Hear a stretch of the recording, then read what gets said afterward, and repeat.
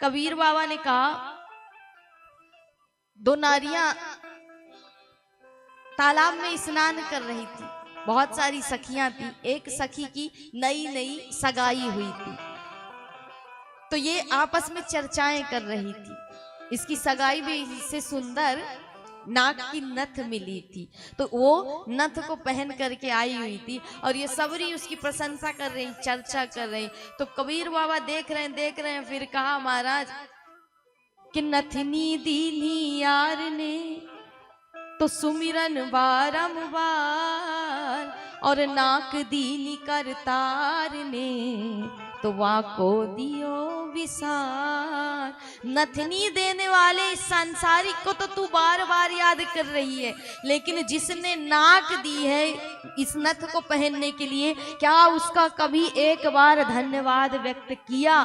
क्या उससे कभी एक बार भी आपस में बैठ करके चर्चाएं की, बात की, कभी मन के भाव प्रकट किए महाराज उससे? कभी उसके सामने उसके कष्ट को समझा, उसकी पीड़ा को समझा? सांसारिक रिश्ते तो सारे निभाते हो, क्या उससे कोई रिश्ता निभाया? यदि नाक ही ना होती तो ये नथनी पहनती कहां पर? यदि उसने नाक ही ना दिया होता तो उस मालिक का, उस ईश्वर का शुक्रिया अदा करिए महाराज, धन्यवाद दीजिए कि तूने ये जीवन न दिया होता तो शायद आज ये रिश्ते, ये संबंध मेरे ना होते, ये बंगला, ये गाड़ी, ये धन कुछ भी ना होता, अगर ये शरीर ही ना होता।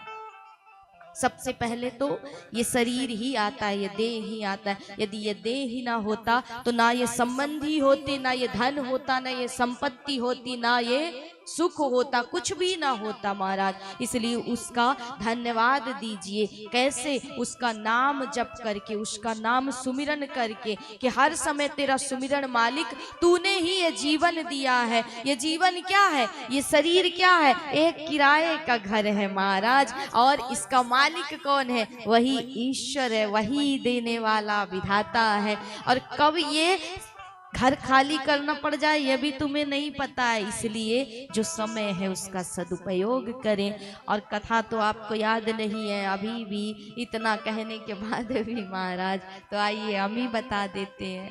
हमारी कल की कथा विश्राम हुई, राजा परीक्षित को सप्तम दिवस में अकाल मृत्यु का श्राप मिला। इसलिए हम कहते हैं बारंबार कि परीक्षित के पास तो 7 दिन का भी समय था, हमारे पास तो उतना भी नहीं है, 7 सेकंड का भी हम नहीं जानते हैं। फिर भी हम सोए हुए हैं, इस संसार की इस आसक्तियों में खोए हुए हैं, इसी को अपना मान रहे हैं।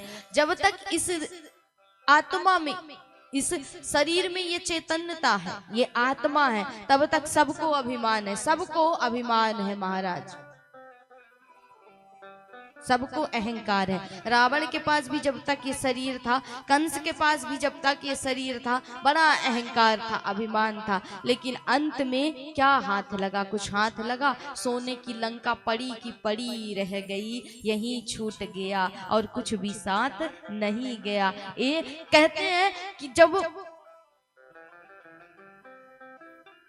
मृत्यु होती है, मृत्यु आती है, तो जाना खाली हाथ ही पड़ता है। चाहे कुछ भी कर लीजिए, कितना भी कमा लीजिए, लेकिन आप सिर्फ अपने कर्म अपने साथ लेकर के जाओगे और कुछ भी बांध करके नहीं ले जाने वाले हो यहाँ से। बड़े बड़े सूरवीर चले गए महाराज। इसलिए कहा अभिमान वश व्यक्ति जीवन में यही करता है, जीवन भर यही सोचता रहता है कि मुझसे बड़ा कोई नहीं। तो कहा कि अहंकार में 3 गए, धन, वैभव और वंश, और ना मानो तो देख लो रावण, कौरव, कंस महाराज। ये तीनों महाबलशाली थे, कौरवों की लाखों करोड़ों की सेना थी महाराज, फिर भी कुछ हाथ नहीं आया। अंत में वो दुर्गति हुई। क्यों? क्योंकि ईश्वर से विमुख हो गए और पापों के सन्मुख हो गए।